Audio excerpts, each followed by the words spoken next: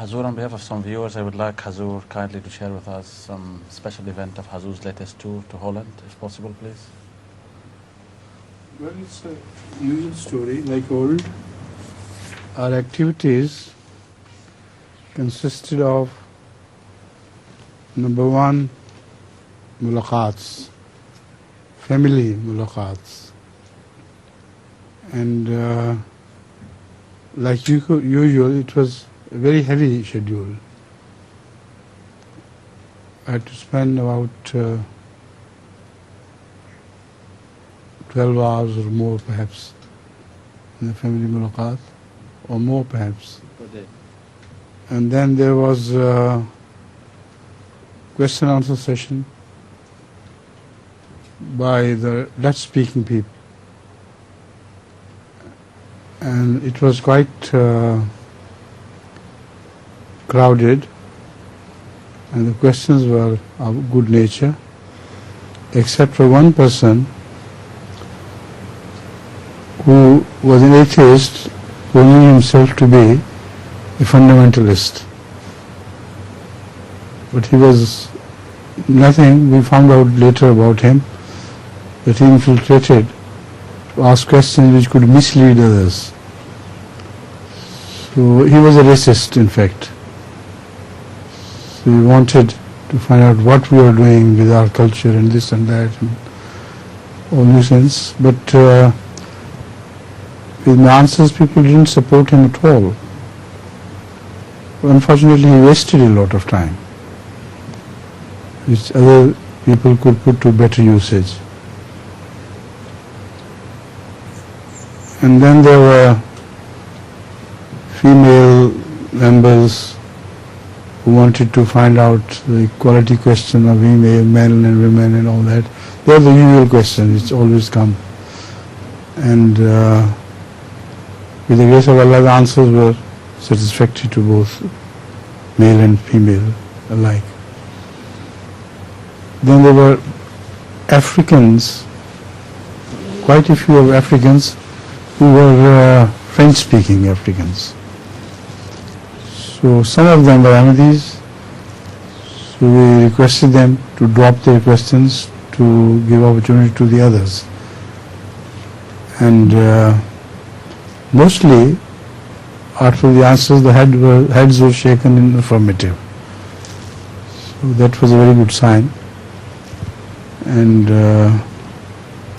also, people laughed at some questioners after I had answered the question, and they seemed to be pleased. The atmosphere overall was very good, except for that one person. And the second question and answer session was Africans mainly, and other English speaking people. So in this case also the meeting was very crowded, and there was no miscreant present. So about an hour and a half, it went on very well. And less time was used for more questions because it was not to be answered, to be translated. Straight away English questions. Most Dutch understood English, and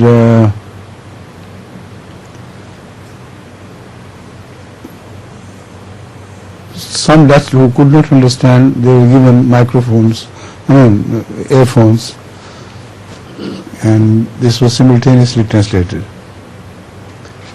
Third question answer session was for Urdu speaking people,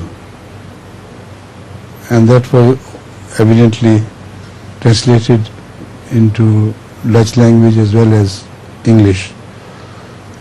And this session was also very good because many people who were nursing many questions for a long time, they were given a chance to speak, and most questions were of situation in Pakistan, what was happening, what were we doing,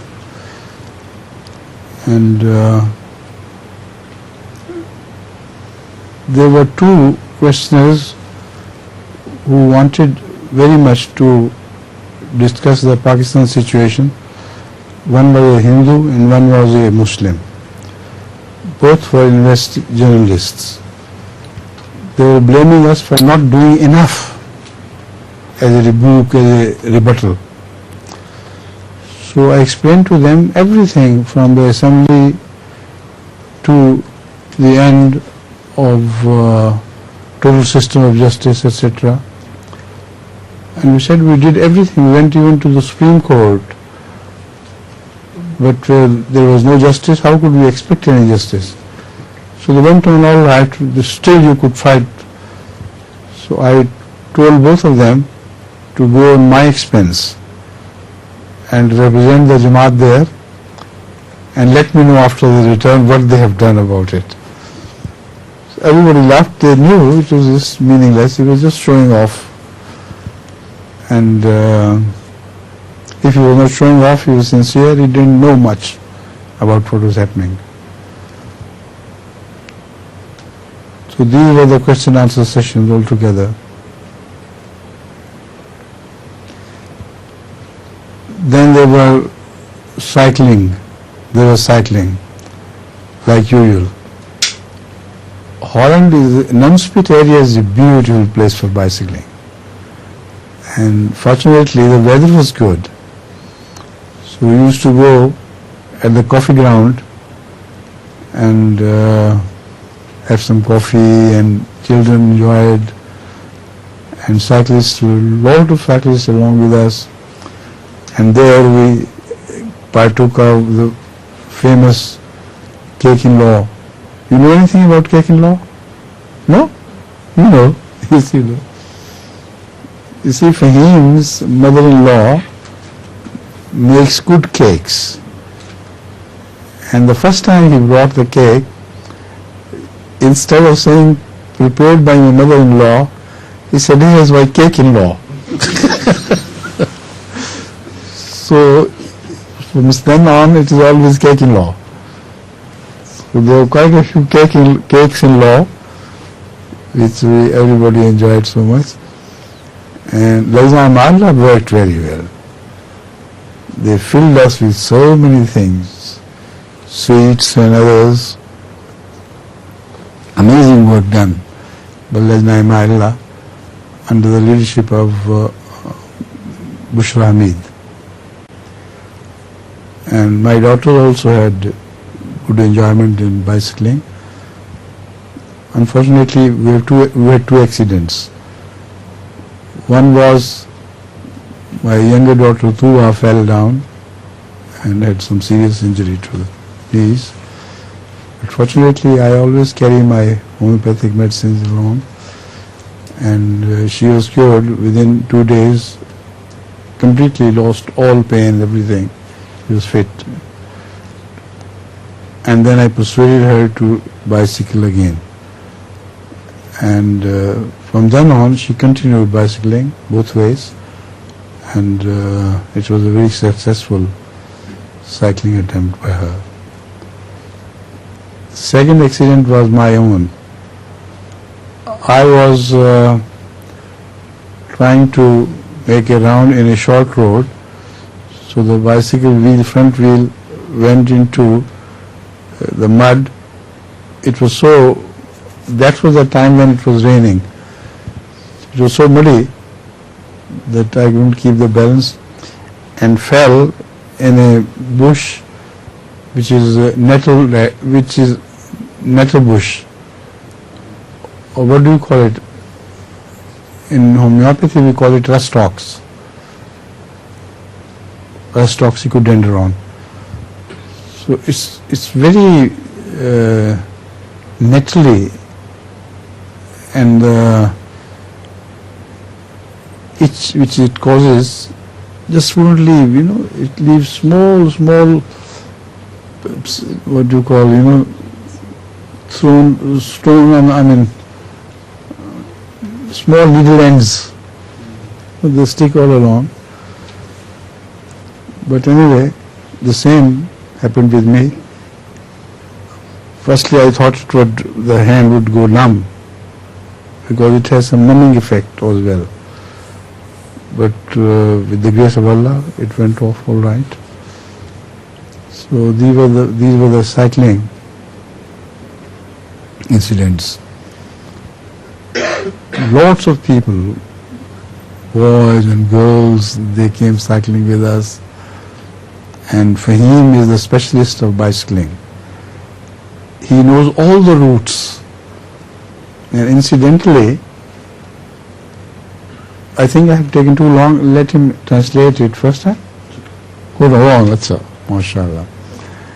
Incidentally,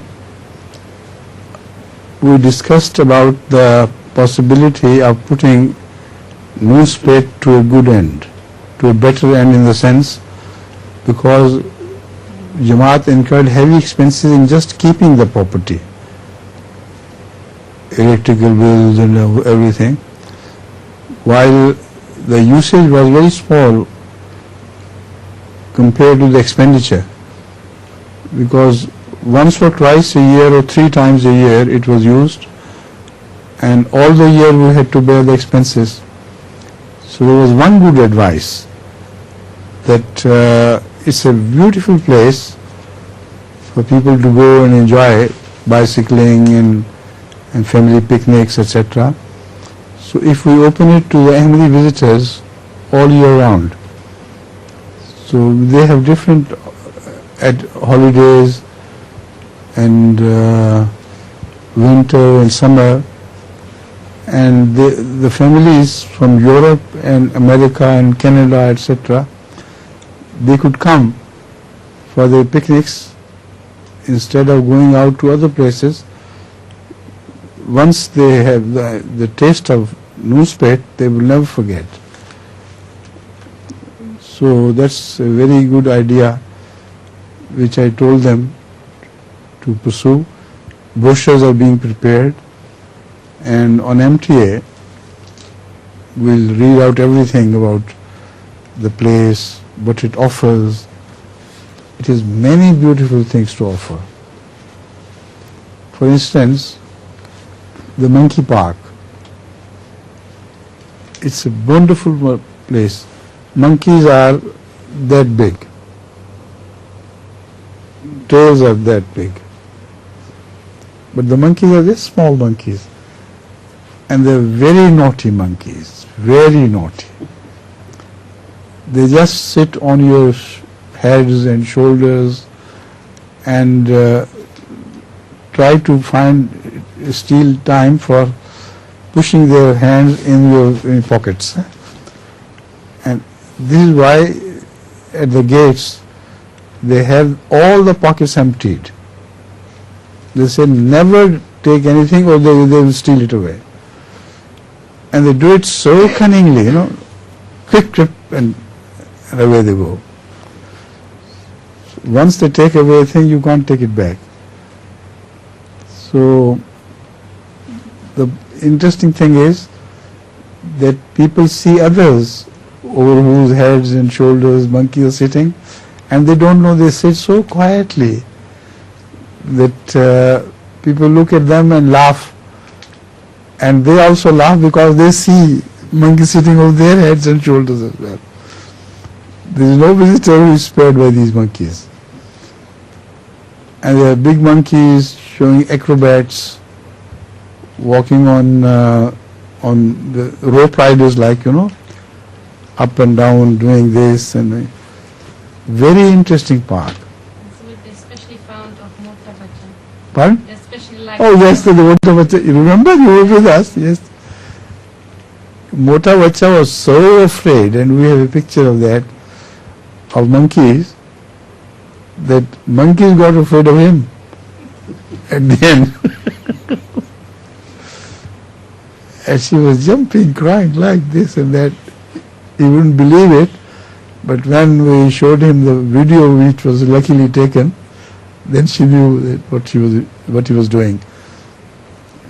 And his father was perhaps also afraid. So video shows both of them, running away from those monkeys who don't bite, they just are very good-natured monkeys, just naughty and mischievous and playful. So this is the monkey park. Then there are shopping centers, beautiful shopping places. Things which you can't buy so cheap other places. Children's things,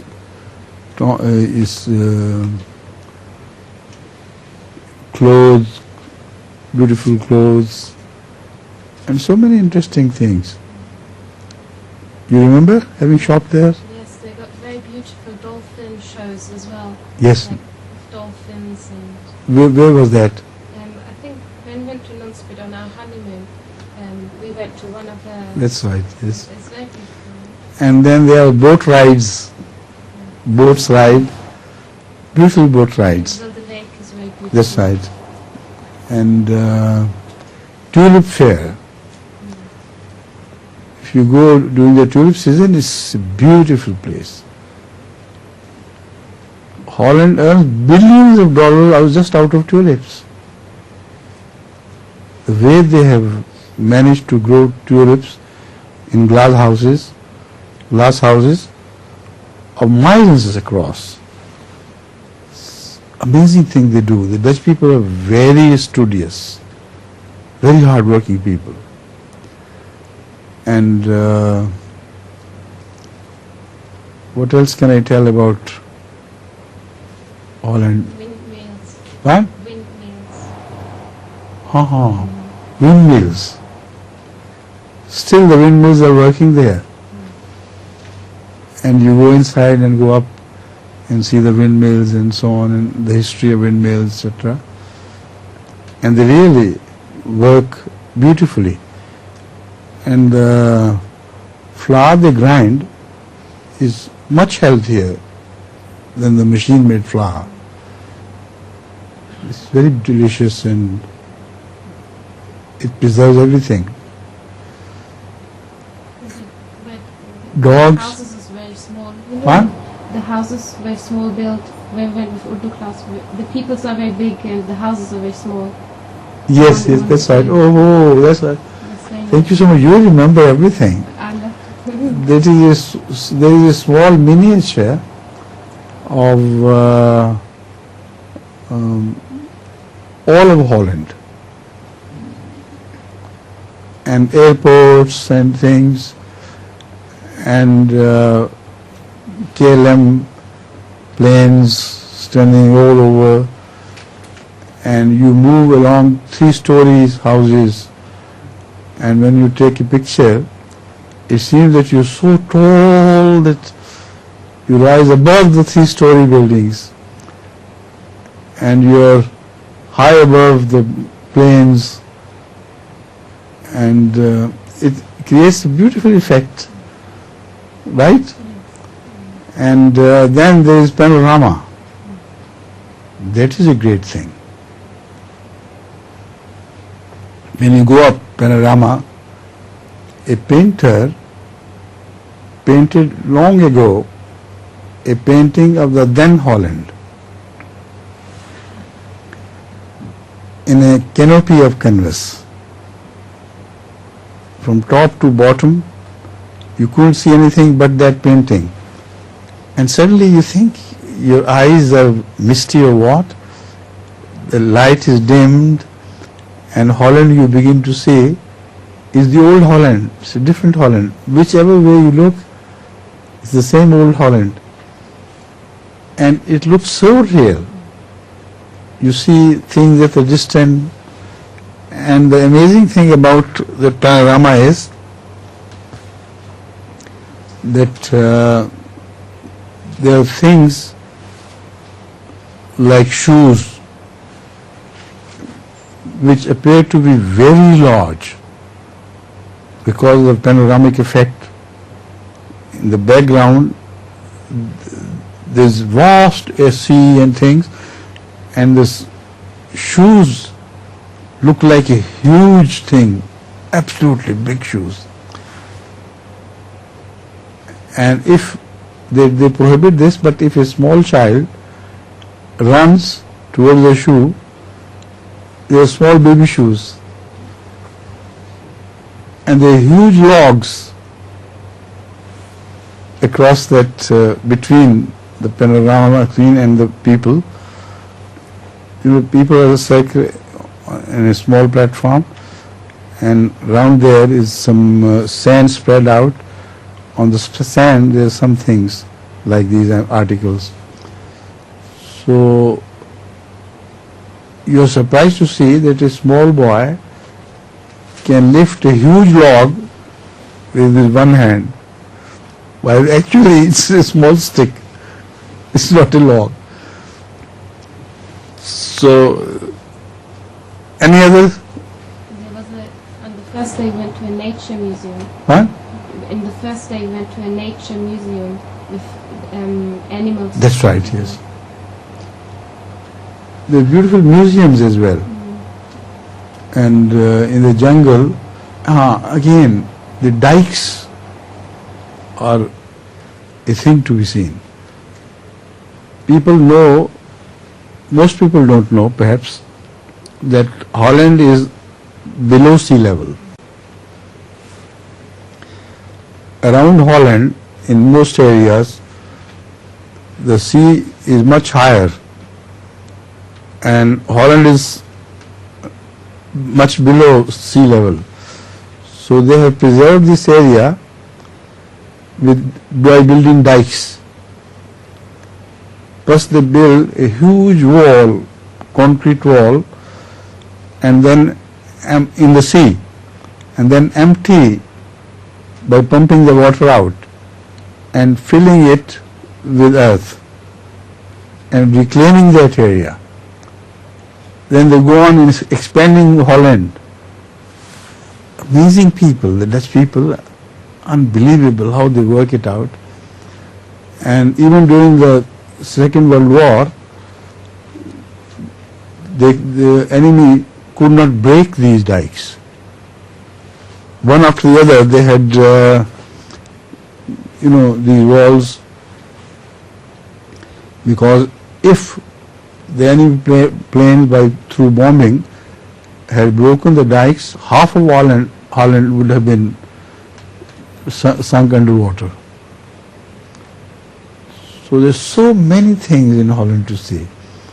It's worthwhile to go for Urdu class as we went, and for honeymooning as she went, and just for family outing. It's a beautiful place. All the facilities for cooking your own food are available in Nunspeet, and I think it can become a world Ahmediyya center for having outings and enjoying family life outside.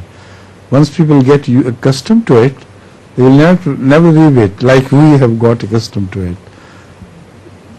One feels like going again and again and again. Then there are small lakes and walks. Apart from cycling, the walks are also beautiful. And what was the place? 30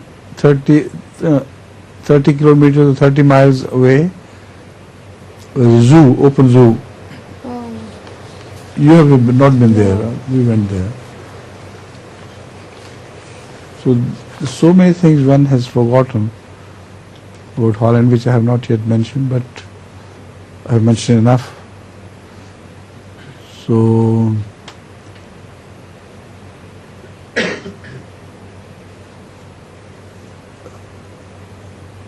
anyway, let him translate it, and we'll see what can be done afterwards.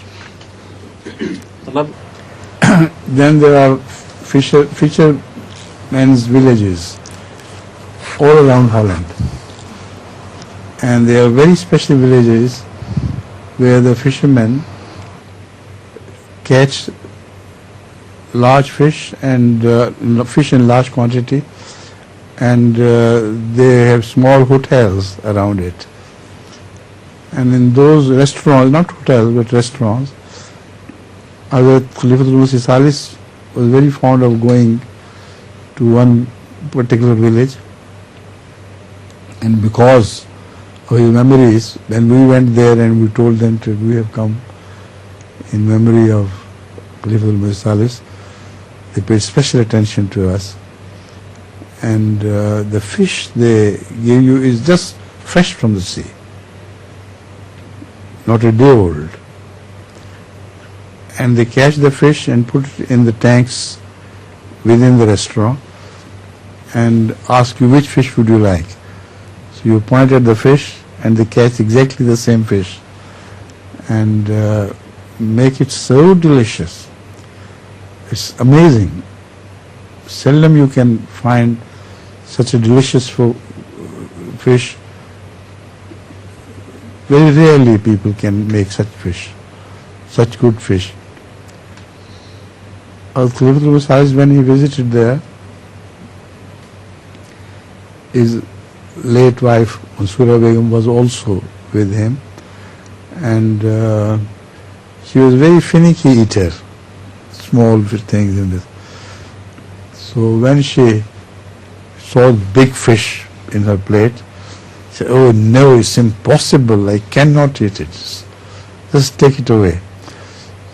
Khalifa al-Mursalis said, "Please, Masrur, try a little bit, leave it alone, we'll give it to somebody else." And she tasted a little bit and a bit more, and nothing was left in the plate except the bones.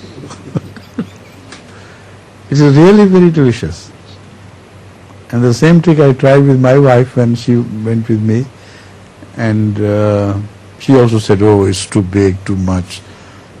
I said, "So start." And she finished all the plate. Many interesting things about Holland, to which I invite Ahmadis from all over the world.